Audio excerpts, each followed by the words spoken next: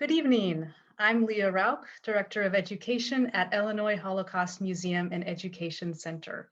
On behalf of our CEO, Susan Abrams, our Board of Directors, volunteers, and staff, I would like to thank you for being here tonight for this special panel discussion, Pride in the Time of COVID-19, in honor of Pride Month. The mission of Illinois Holocaust Museum and Education Center is expressed in our founding principle: remember the past, transform the future. The museum is dedicated to preserving the legacy of the Holocaust by honoring the memories of those who were lost, including those who identified as LGBTQ, and by teaching universal lessons that combat hatred, prejudice, and indifference. Before we begin, I want to give a special thanks to our community partners listed at the start of the program. And if at any time you have a question, please submit it in the Q&A, and we will try to address as many questions as we can later in the program. Our moderator for the event tonight is Laura Washington. Laura is a Chicago Sun-Times columnist and political analyst for ABC7, Chicago's ABC-owned station. She's also an inductee to the Chicago LGBT Hall of Fame and the Chicago Women's Journalism Hall of Fame. Welcome, Laura. Thank you, Leah. Thanks so much for having me. I'm so excited to be here as a proud ally of the LGBTQ community in Chicago and beyond. And as you know, this is all about Pride. Today is the last day of Pride, at least officially Pride Month, but certainly not the last day that we want to celebrate Pride. And as Pride Month winds down, we think it's a perfect time to reflect on what it all means, what Pride means in this time of COVID. We have a stellar panel lined up to share their reflections and their views on what has been and what is to come.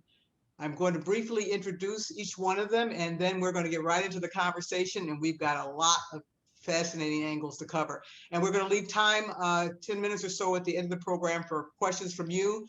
Please share them in the chat, and they will be shared with me, and we'll get to them, as many of them as we can.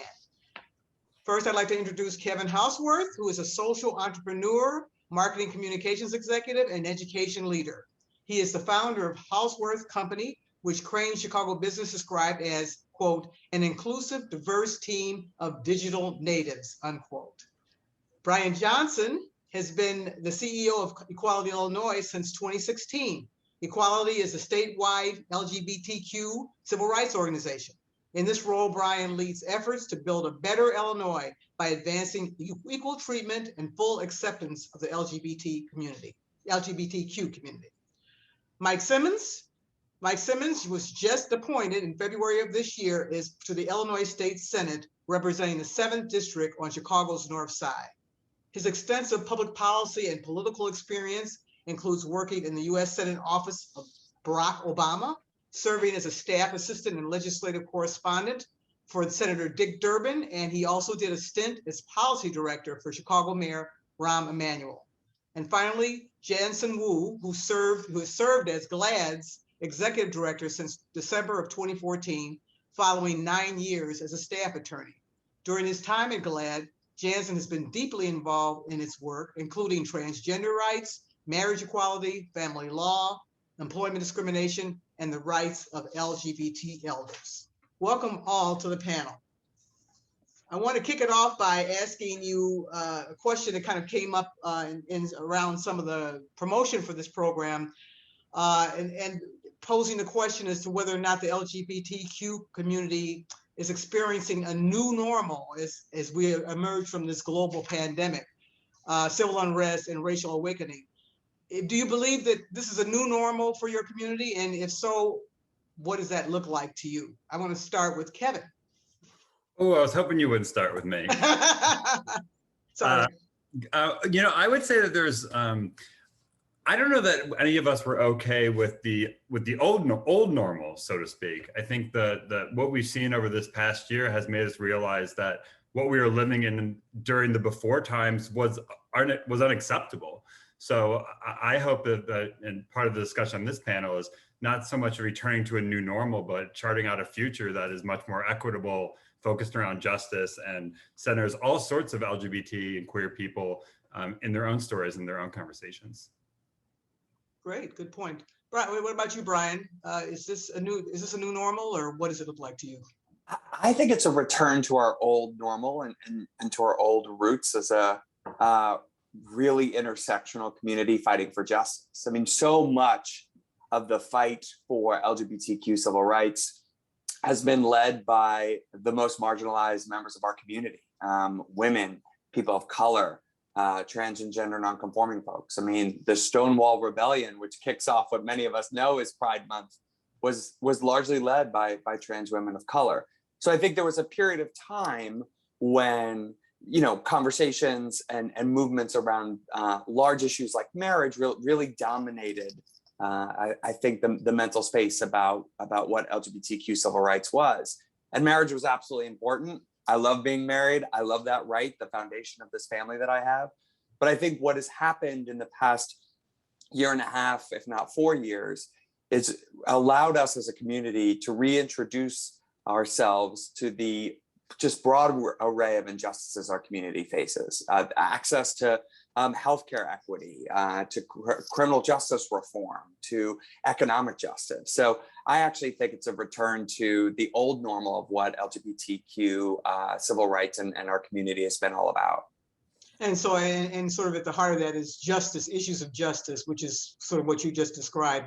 It's sort of always been with you, and so maybe in some ways you're renewing that trend. Senator Simmons, what about you? New normal, old normal? Yes. Well, first, I just want to take a moment to just say thank you for having me on this panel. It's just good to be in this company. Laura, I admire you and have for a long time. It's great to finally sort of meet you in person.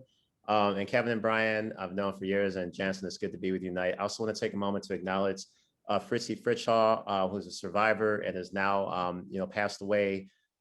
Just a wonderful survivor of a concentration camp, and just a fighter, right? A fighter for justice, and somebody who really understood what it means to be on the right side of history. So I'm thankful for her legacy. I'm obviously thankful for this museum, and just want to send my condolences to her family. This is a great question. And I feel like Kevin and Brian said everything I could say. Okay. I really do think in the last 30 years 30 days, as I've really feel like we've seen a reburnishing of activism in the queer and LGBTQ community. We've seen it in Chicago, right? The number of sort of marches and parades that have been organized from Rogers Park on down to the far south side of Chicago, where, queer activists have been at the front lines pushing not just for issues that directly impact our community, but issues that fall across the intersectional spectrum, whether it be police accountability and the epidemic levels of violence against transgender our siblings in that community, to just the whole issue of economic inequity with so many LGBTQ people who are still struggling to access housing or healthcare, or just to be treated with respect in the workplace. So we still don't have the Equality Act at the federal level. We still have these very basic fights that we're still fighting. So I think we really are going to see, the pandemic has ignited something, I think, in the LGBT community. I think it's really ignited that in a lot of people across the board who are really pushing for a new, just a new status quo, right? A new set of ways that we all can survive and thrive. Great, thank you. There's a lot to take in, and over the 30 days, maybe over the 30 years or even beyond. Thank you, Senator. Janson Wu, what's your take? Well, I appreciate all the comments that everyone has made, and also thank you to the Illinois Holocaust Museum for having me tonight. It's a real honor, and really pleased to be here with all of you on the panel as well too. I think those of us in the social justice movement have always known how much more vulnerable, people of color, immigrants, other, marginalized folks within the LGBTQ community are, because of kind of overlapping, layers of discrimination, racism, healthcare discrimination, economic instability. We've always known that in the social justice sector. And so I think what we've seen the last year is not so much a new normal, but a new awareness, at least on behalf of cisgendered folks in our community, as well as white folks in our community, about the realities that we've been fighting and facing for decades now. And so for me, I think that is an opportunity, right, for us to galvanize that support. I remember, you know, in 2015, after the Obergefell decision, which made marriage equality the law of the land for the entire nation, I was actually in the U.S. Supreme Court on the day that Justice Kennedy read his decision out loud, and GLAAD is incredibly proud that it was one of GLAAD's attorneys, Mary Bonato, who argued that case. And I remember the very next day when I was doing all these press interviews with folks, and I was just like, oh, okay, so are you going to pack up and close shop, and are we done? And I had to deal with that question kept coming up over and over again, at least until the 2016 election, when people realized, oh, wow, not only are the victories that we fought so hard for, like, not secure, but that there's so many other levels of discrimination that we need to address. And so I'm looking forward to this new awareness and building upon it and building a momentum upon that to make greater progress.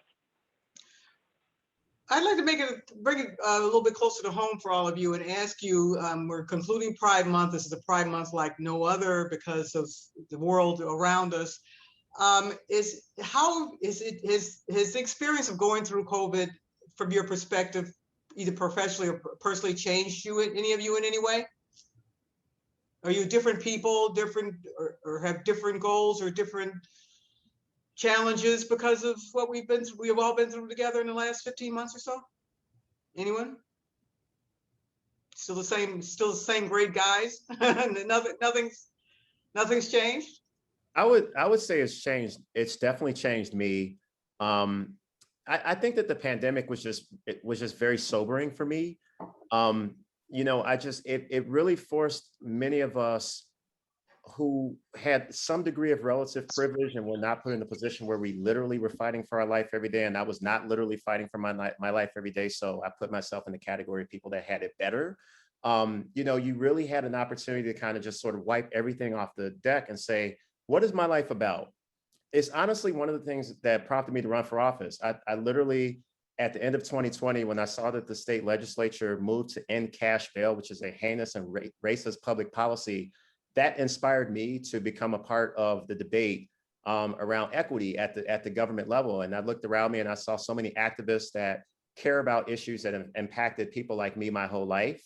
And that was a wake-up call for me that, you know, now is the time to lead. And so I don't know if we didn't live through the pandemic that I would have had the same kind of sort of a sobriety and approach to making myself a candidate. It's also made me a lot more bold in terms of the things I talk about. It's actually interesting to become a state senator at a time where the pandemic has highlighted so many inequities in our society. So when I talk about these things with my colleagues in the state Senate, things that I'm saying now may have not sounded as mainstream maybe 5 or 6 years ago. Things I've been saying my whole life and a lot of activists have been talking about for a long time, but people want to be on the right side of history, and the pandemic took so much of the illusion away from us in terms of how our society treats people who don't come from access and privilege, or people who are non-white, or people who are female, or people who are queer, and certainly people that don't come from wealth. And so obviously I'm not happy that the pandemic has happened, but I think that is one good thing that has come out of it. It's just made all of us a little bit more clear-eyed. So you mentioned you dealing with your colleagues in Springfield. Do you feel that there's more receptivity to some of the issues you've been working on throughout your career because of the pandemic? And could you talk a little bit about that? I do, yes. You know, some of the bills so I moved 6 bills in my first 4 months in the state Senate, and all of them, I think the through line was equity through pretty much every bill I moved. Jet Hawkins Act, which makes it illegal for schools to discriminate against Black hairstyles, no longer suspending and expelling kids for having hair that looks like mine.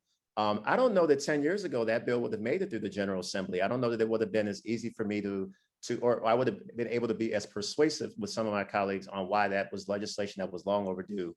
And so, you know, I think that people now, what I've observed is that the pandemic has done something where people want to be on the right side of history. Mm-hmm. They don't always want to do the work, and they don't always want to engage in the creative tension that it takes to get there. But that, you know, is part of what I like to think that's the difference I'm making as a state senator, as the first openly gay state senator, is that whatever, you know, awesomeness or historic nature that I have as a candidate because of me being the first openly gay senator or the first Black state senator from the north side of Chicago, I want to use all of that capital towards really pushing hard on these equity issues, right? And making sure that we actually get good legislation that isn't just, you know, some symbolic thing or a press release or something, but actually is enforced. Great, thank you. Others that have seen change in their lives professionally or personally? Brian?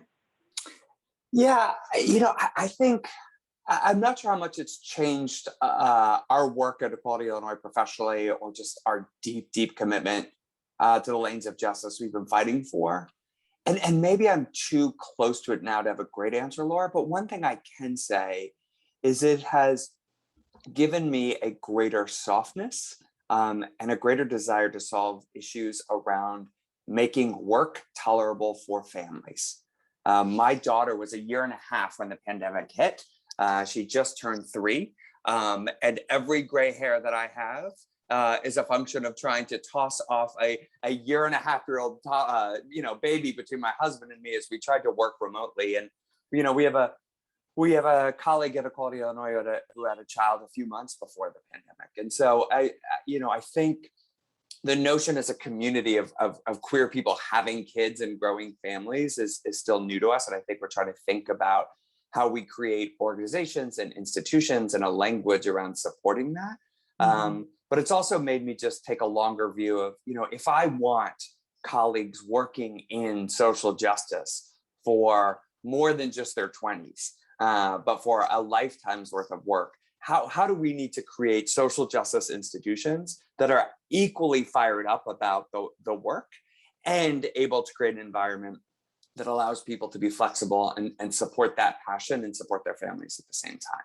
Well, because social justice work and not-for-profit work that's really hard work and not as well compensated. So even more reason why you need to be sensitive and embrace the needs, the flexibility that people need to have. I love your term. You use a term that a greater softness. What do you mean by greater softness? I think I come from a tradition of fired up for justice. That we work as hard as it takes. We are as aggressive as possible. We are as bold and ambitious as needs to be to get the work done. And I think in my 20s and particularly early 30s, I didn't tolerate a lot of excuses for myself and others that would take us away from that almost obsessive, relentless drive for change. I think as I've grown older, as I've had a kid, and I think layered on top of that, the pandemic, I am much more generative and tolerant of broader conversations around how do we keep people in the work in a way that honors them as people outside the work and honors them as people inside the work as well. I don't know if Janson, that has been anything similar to what you have been dealing with, but. How about it, Janson? I mean, it sounds like COVID has really heightened and exacerbated that feeling. Janson, what's your take on? You want to comment on anything you've heard or talk about change for you? Yeah, I mean, so much of what Brian said resonated, and I agree wholeheartedly.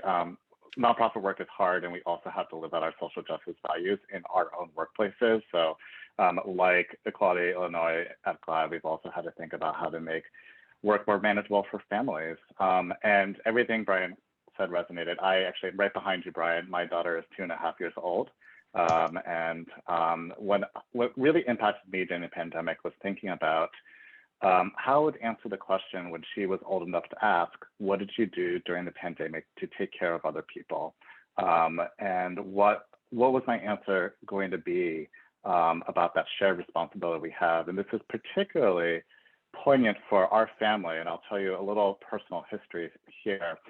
My daughter's name is Sonia, and she's named after my husband's grandfather and grandmother, Sonia, who was escaped with her parents from Germany, right at the small window right before the borders were closed off, and they fled to Argentina. And then his grandmother grew up in Argentina, then became an immigrant to the United States, where they had a very, kind of stereotypical immigrant story of working hard, yet kind of, struggling every step of the way to take care of their families. And this has always instilled important value for my husband and for our families about shared responsibility to each other. And my husband's favorite quote is a Dostoevsky quote, which is on the front of the International Red Cross in Geneva. And the quote translated is, "Everyone is responsible to everyone for everything."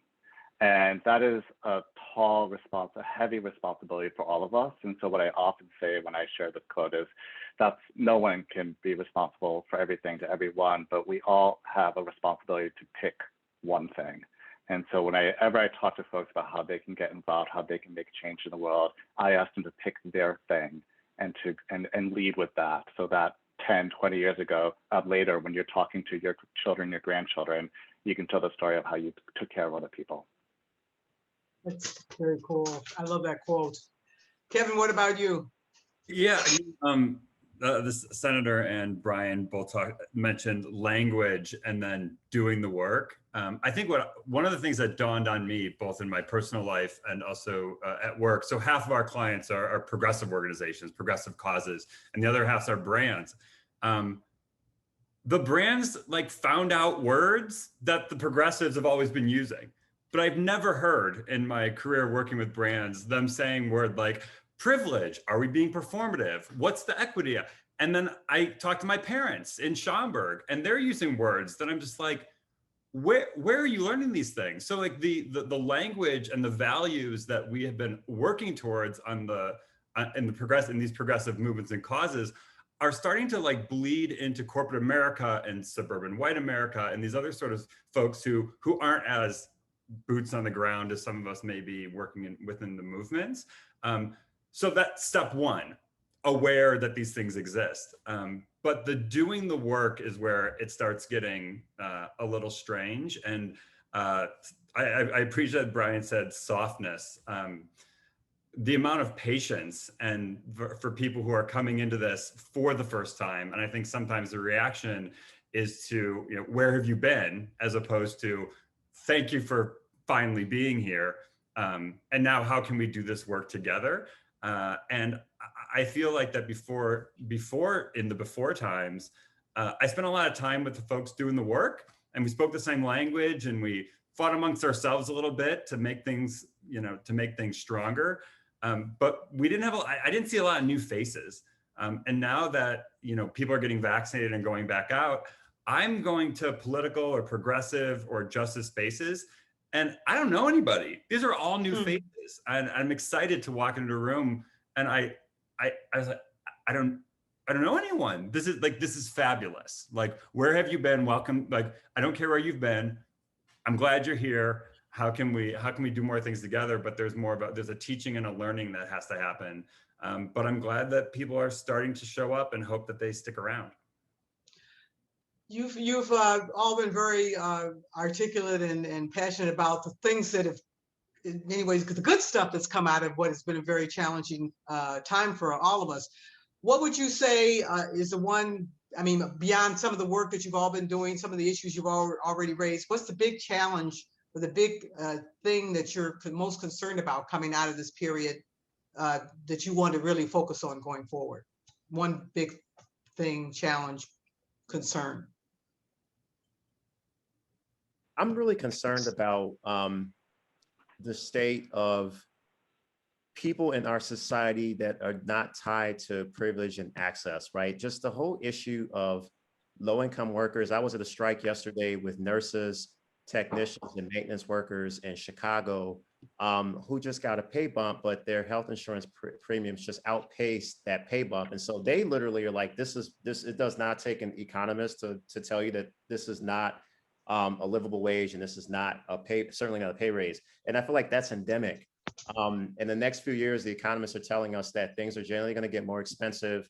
Certainly in Chicago, in the 7th district where I represent as state senator to North Lake, lakefront neighborhoods of Uptown, Edgewater, Rogers Park, Lincoln Square, and Westridge, the number one issue is gentrification and displacement.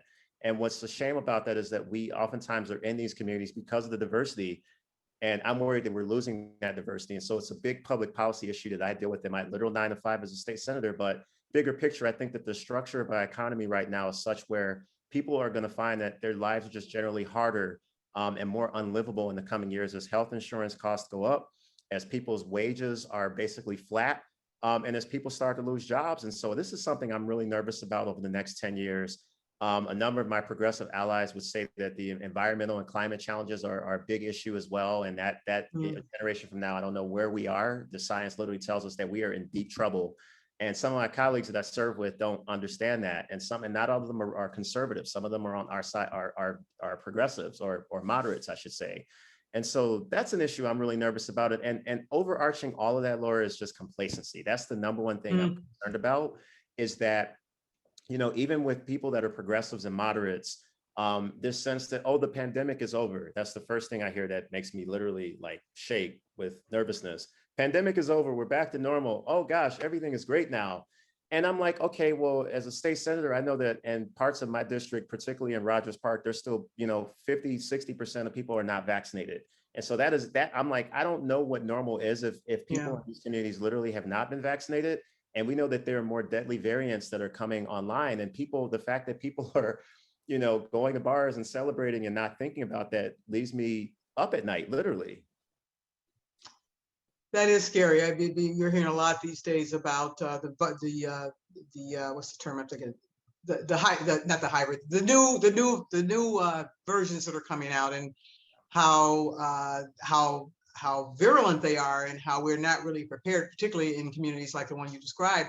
We're worried about there being pockets of new infections in the fall because there's such a large number of people that are still unvaccinated. Others have thoughts about a big challenge to watch out for that you're thinking about, Kevin? You know, I could say like what I'm feeling, especially this month, is this sort of seasonal equity, seasonal justice. It's the last day of Pride Month. I have clients in marketing. I had a meeting request a few weeks ago to talk about LGBT marketing, and the name of the meeting was Seasonal Marketing Initiatives. So we did a lot this month talking about Pride and making logos yellow, or making logos rainbow. But is that all going to stop next month? We saw the same thing where, you know, it was Black History Month. So all these brands are talking about Black History Month, and it was like they forgot about it until like a week before Juneteenth, when someone said, one, what is Juneteenth, and then what are we going to do for it? And then is it going to be until like next February when we're thinking about those things again? So, you know, I kind of straddle these sort of progressive justice space where we are talking about these things all the time. And then I pop over into the corporate world, and we're put on the calendars based on heritage months. And then we sort of move on to the next thing. So there's a stick-to-itiveness that I hope we can hang on to, so that it doesn't just become something that we perform around when the calendar turns. That's an interesting term. We perform around, you know, because many of the Pride celebrations are perceived, especially outside the community, as being really more about performance and performance art and having a good time, and there's not a lot of thinking or digging deeper as to what's behind those celebrations. Brian? There's a lot that I'm worried about. Okay. Let me start with this, and I'm worried about the cyclical responsive nature to injustice and protest that we see in our country. You know, when we had, you know, we don't get Donald Trump unless we have Barack Obama, right? We don't get the Tea Party unless we have the stimulus package and TARP, right? So what I worry about, and I'm starting to see early hints that that this might be happening, is that the incredible criminal justice reform efforts that have, you know, been working its way through our national dialogue and in places like Springfield, where people like Senator Simmons and his colleagues are leading just transformative work, right? With the American Reinvestment Act and the great infrastructure investments we're making, right? Where the deep conversations we're having about who isn't getting what they deserve and what we need as a country. I am worried that we're about to start seeing the beginnings of I don't want to call it a backlash, but a point of saturation or resistance to those efforts. I am already hearing, you know, talk in Springfield that like, I think we're done with criminal justice for a while. We can't do any more reform.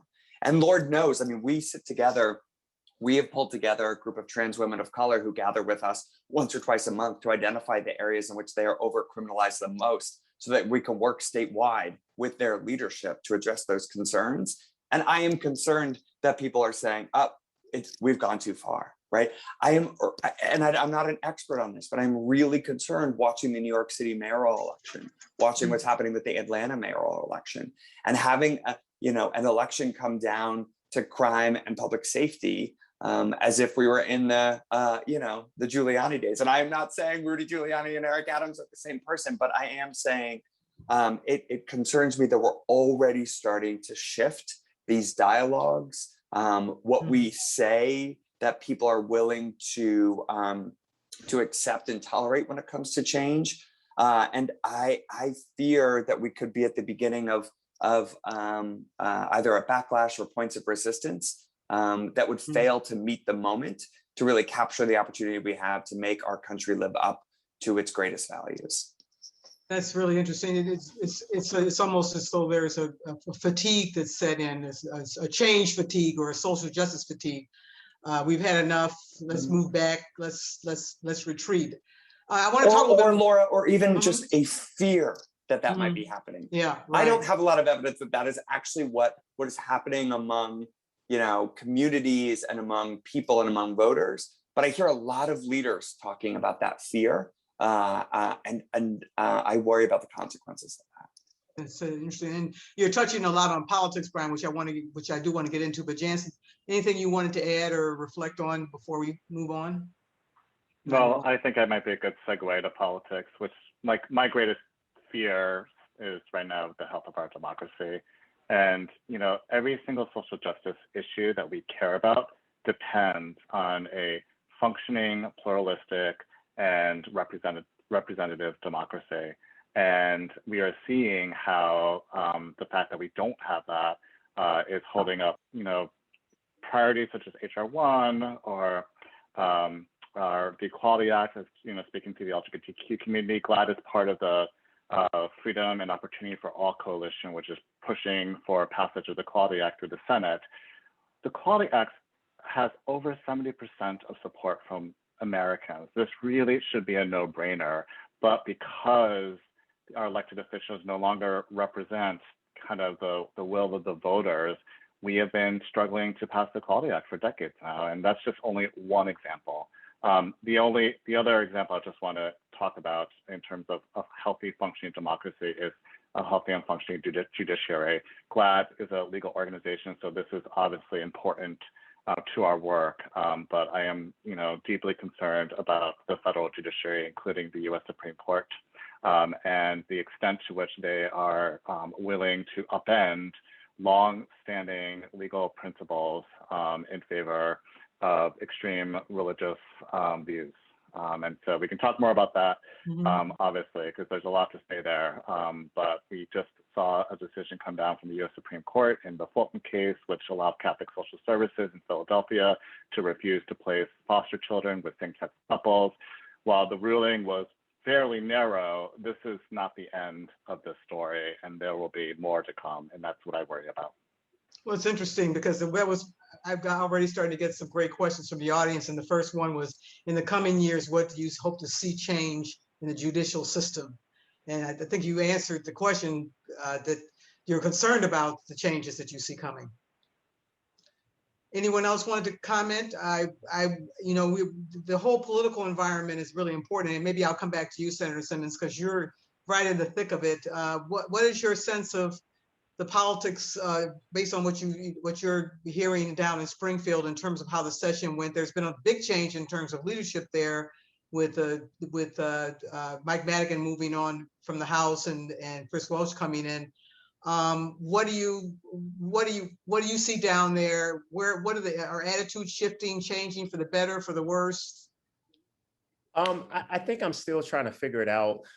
Couple observations. So literally the first night I arrived in Springfield, I'm not somebody that had I've had some experience in public policy. I had literally been to Springfield for 2 or 3 lobby days around marriage equality, and that was it. So when I got down there with my boyfriend in early March as a state senator officially sworn in, we were standing outside the Capitol at night, literally admiring the grandeur. I didn't know that the Capitol was as august and beautiful as it actually is. And we were just standing there, and then, it hit us like, look at us too. gay men who are happily in a long-term relationship, and I'm a state senator. And this is the first time this is happening in Illinois. And literally, as we were standing there, a truck drove by. There were 3 men in that car, and they started heckling. And it just made us both so uncomfortable because we knew in our bones what that was about. And it was about a lot of things. Did you hear what they were saying? It was just garbled, kind of like this awful, guttural, like unwelcome screaming at us. And I froze in my tracks, right? I was like, I don't know what that was, but I don't want to be here much longer. We need to go to our hotel. And that was how I arrived in Springfield, literally.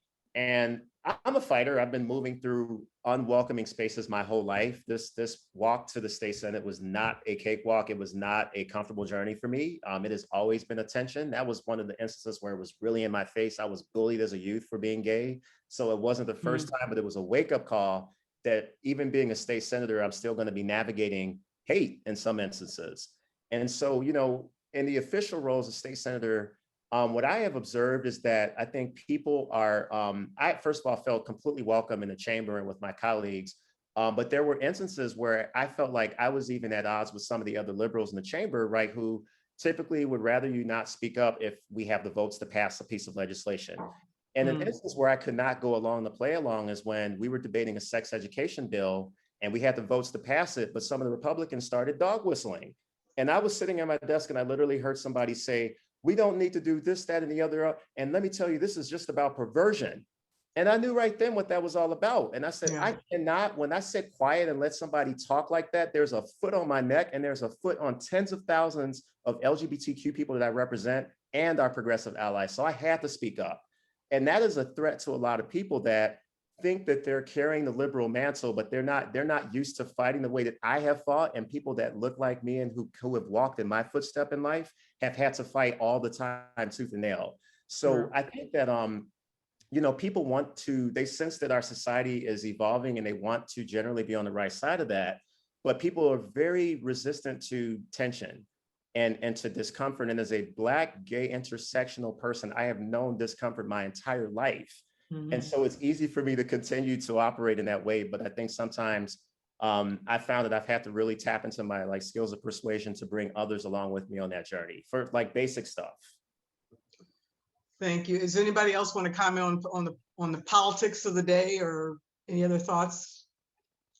All right, I'm going to move to, I'm going to move to some questions here. We've got some great ones. Do you think there will, and anyone can take this one, do you think there will be a time in the future when it won't be necessary to identify people according to who they love? Will there ever be a time where we won't have to identify people according to who they love? I don't know the answer to that, and I'm not going to try to predict, but what I often say is I look forward to the day where who you love or how you identify is entirely irrelevant to your life opportunities, while also celebrated by society as part of the greater diversity of our country. And I think that we can have both of those. We can both kind of celebrate kind of our identities while also ensuring that they have nothing to do with the opportunities we have in life. Yeah, I will also say I'm in the thick of working on a documentary about two gay civil rights leaders here in Illinois, Art Janson and Pepe Pena. So we as a queer community are often not raised by our own. We don't have gay moms and dads that taught us the gay history of our ancestors and how we got here and how to function in the world as queer people. It's not something that's passed down through our lineage.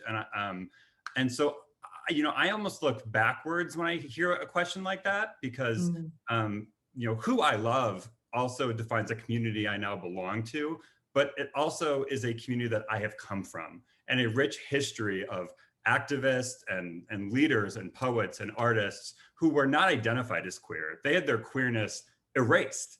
And they were not, the achievements of my four gay forefathers or foremothers weren't attributed to our community. And, we talk about pride this year, but that pride was stripped away. And part of the reason documentaries and storytelling and linking, the history of leaders to the generation of leaders like Senator Simmons and Brian and Janson is to create that continuity of our shared history so we know where we came from, we know the lessons of our people. And I hope that someday we are not discriminated against for who we love. But I'm also very cognizant that like, we did not create homophobia. Like, this is not something that we made. We are often how to fix it, and we're also supposed to be fighting against it, but like, we did not make it. But who we are and who we love is part of where we came from. And that is part of a richness and a pride in our identity. Hey, Kevin, I want to build up that, Laura, that's okay. Because Sure, go ahead. I love that question, and I want to be transparent about my deep ambivalence to that question. Because part of me says, absolutely. Like, I want my daughter to like come home, tell me about her, partner or boyfriend or girlfriend, and everyone around think it's great, and it's not an issue. And nobody asks straight people that question, right?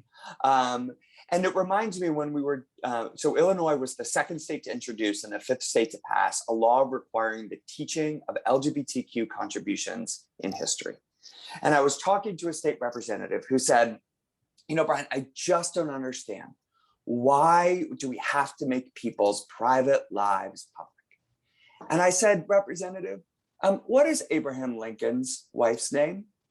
And he said, it was Mary Todd Lincoln. And I said, right. And I said, well, what was Martin Luther King Jr.'s wife's name? And he said, it was Coretta. And I was like, right. And I was like, well, what is Jane Addams' wife's name? And he goes, I didn't know Jane Addams had a wife. And I'm like, exactly. Because questions about private lives and intimate relationships, become, conversations of concern when we're talking about queerness, but they are part of everyday conversation when we talk about straightness. And so I just, I hear the question with the full generosity that it was intended, and I hope so. It is just, I just want to acknowledge that question, and building off what Kevin said, is disproportionately born by us queer people and not by society at large. Very, very good. Very good. Thank you. Senator Simmons, did you want to touch on this at all? I actually probably would be in the camp of wanting to retain my identity. It's just become such an important and integral part of how I move through the world, and I've struggled to make sure that it's visible. And honestly, now mid to late 30s, it has become a really important part of my power arsenal. And so, speaking for myself, not on behalf of the community, I want to retain my identity as a gay man, as a queer person, as an intersectional queer person for the rest of my life. I think there is so much power in it. But as an activist that I was with last week, and I organized a Pride press conference last Friday, and we had a diverse spectrum of people from the LGBTQ spaces reflecting.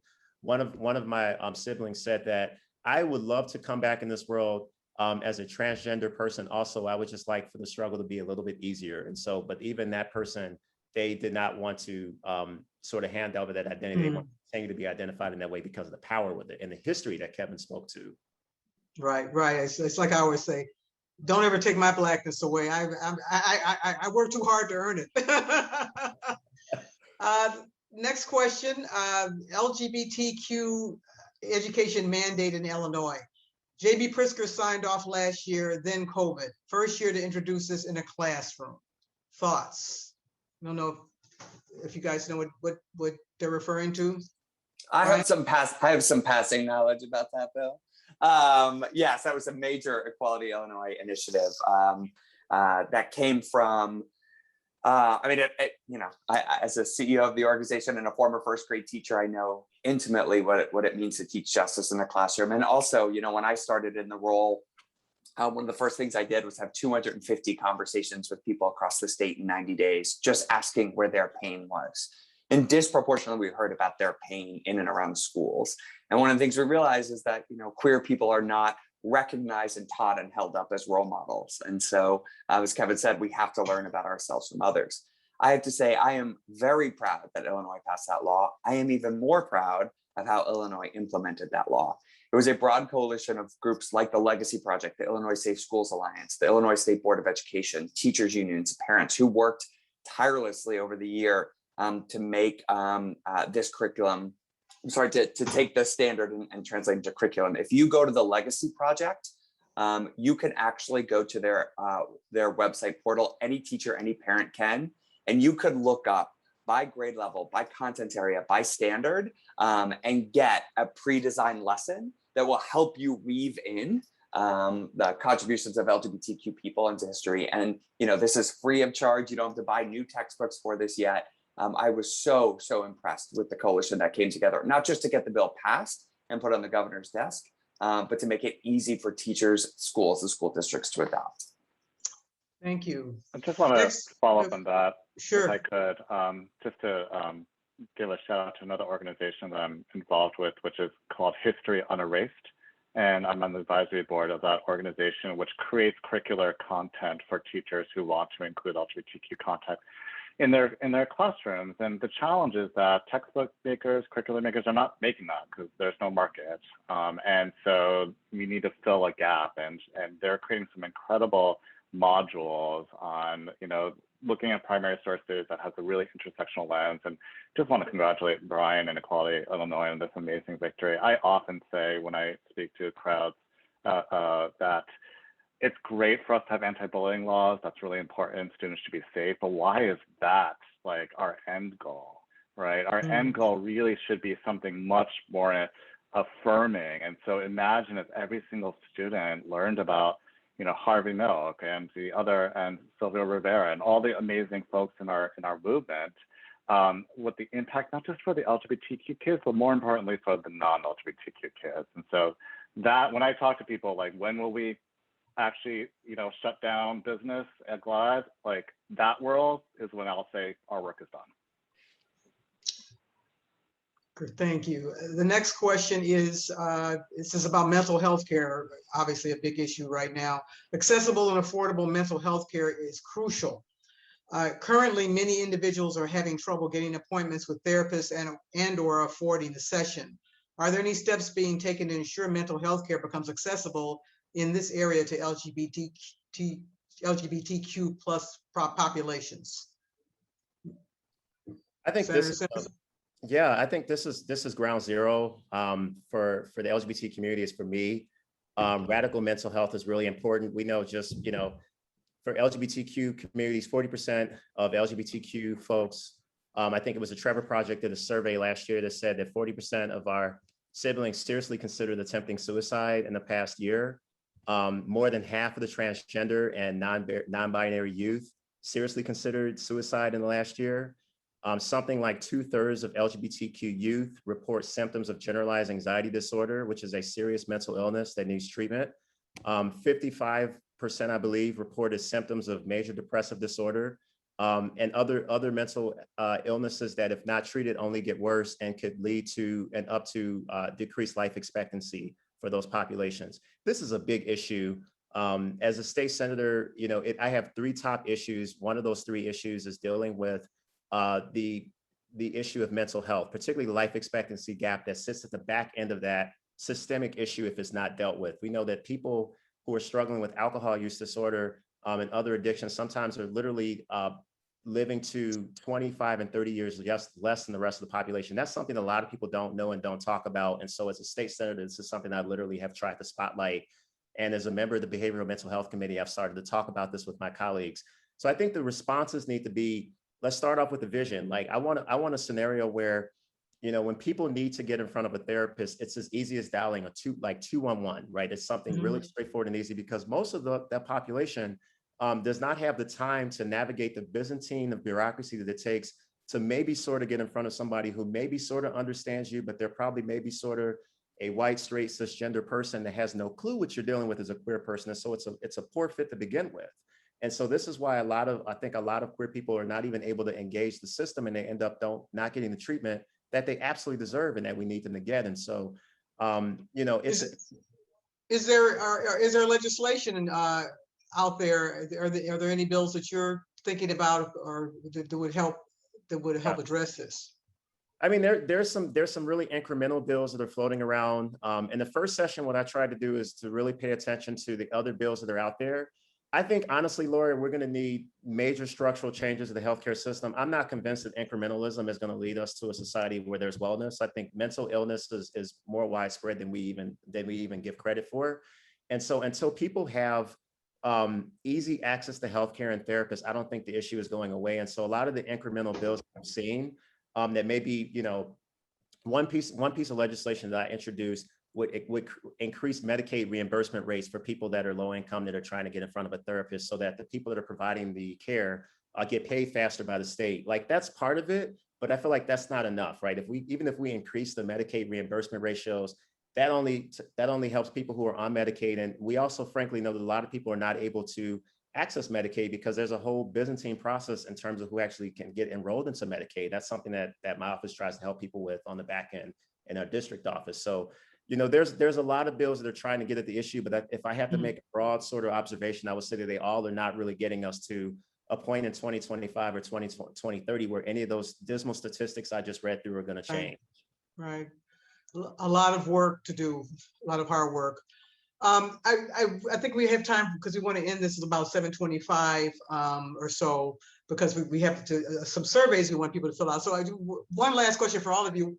It's a simple one. What's next for you? What project are you working on that's a real burning issue project for you? Kevin, you mentioned your Art and Pep documentary, which I was very honored to be interviewed for. Is that your big burning issue project, or is something else you want to share with us before we go? No, that's it. Artandpep.org is the documentary. We actually started filming before the pandemic. We've been in production for over a year and a half. And for those who don't know, a man walked into a bar 50 years ago, a guy from Buffalo, New York, who was doing a one-year program at Northwestern. He was told that there was a bar in the city for folks like us. He fell in love with the bartender, who made his way from Cuba via Florida, named Pepe Pena. The two of them fell in love. They opened up a tiny little bar that they said you could have put on a credit card today. Pepe was the heart of this bar, and what they realized is that in those days, the only people who could be out at work and not be fired were bar owners. There weren't a lot of jobs. You couldn't be a teacher, you couldn't be a doctor, you couldn't be a lawyer. So when they went to fight for the first basic human rights bill in city council, that you essentially couldn't get kicked out of your house for being queer, it was the nightlife folks and the bar folks who were really at the front lines of that. So while Pepe really kind of found his love in creating this safe space for bars, and a lot of our queer activism came from bars. It was the only place we could really meet and be private, despite the over-policing and the raids and the time spent in jail cells and the shakedowns. This was where a lot of our activism stemmed from. And so you got Pepe on this one side, you got Art, who went on to be one of the founders of Equality Illinois, who's a personal mentor to me. But through it all, it's a love story. It's a love story that intertwines politics and our history. But there's also a really important part of this film, which is where we're focusing on the stories of the leaders who have taken the torch and are running with it in ways that Art and Pep never imagined. So Laura, you were part of helping us tell the story. We feature Brian and his family and Senator Simmons, who's known Art and Pep for a long time. So we're moving into post-production now, and it'll be out. I was going to say, when is it going to be out? I can't wait to see it. We're going to hit the film festivals at the end of the year, and then great. Everybody. So those kids can turn on Netflix and see this powerful history and this powerful love story, and see that love really can belong to them. Thank you. Congratulations for that. Brian, what's your, I give you each a couple minutes because we're running. What are you doing in a couple of minutes? I will say I have a book coming out September 28th called Our Fair Share.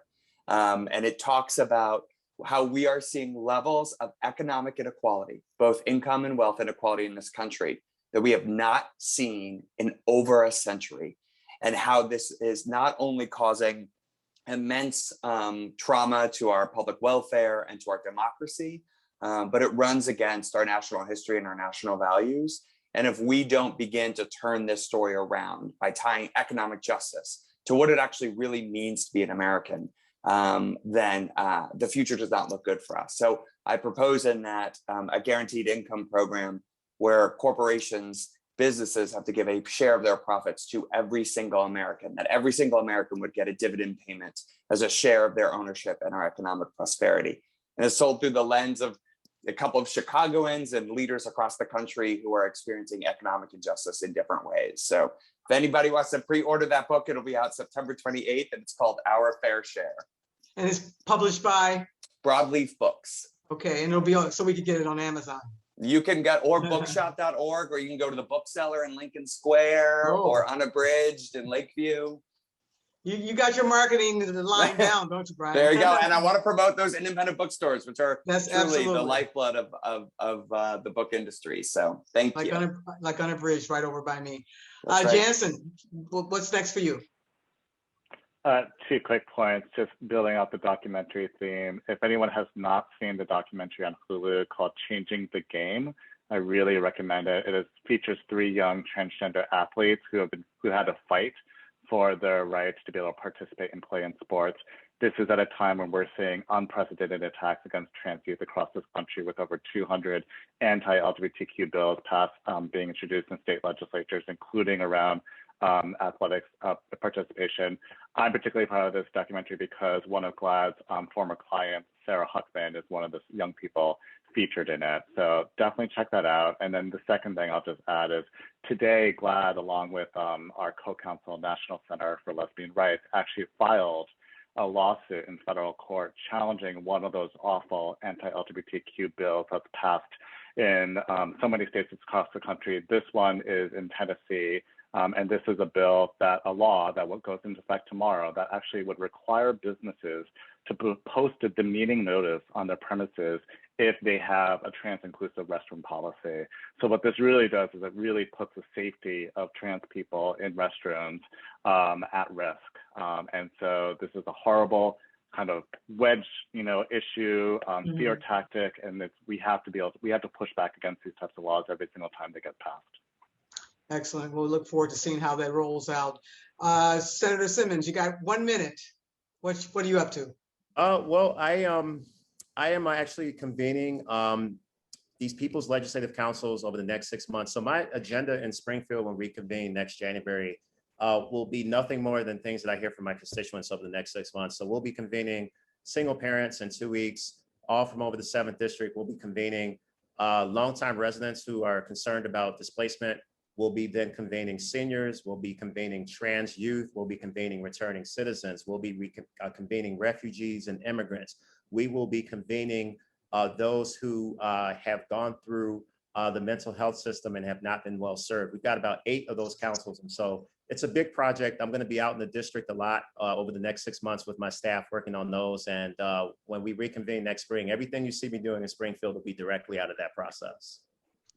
We will be watching. We will be watching all of you. Thanks for all the stellar work you're doing. It's been a great conversation. And now I'm going to turn it back over to Leah. Happy Pride, everyone. Leah. Pride. And thank you all for such a fascinating and engaging conversation. And thank you to those of you watching tonight as well. I would like to ask everyone to please fill out the survey that's posted in the chat, and also make sure to check out the list of upcoming programs that's posted as well. And I would also like to invite everyone to visit the Illinois Holocaust Museum for our upcoming exhibition, Rise Up, Stonewall and the LGBTQ Rights Movement. It opens October 17th and runs through May 8th. So we hope to see you there. Thank you again and have a great evening.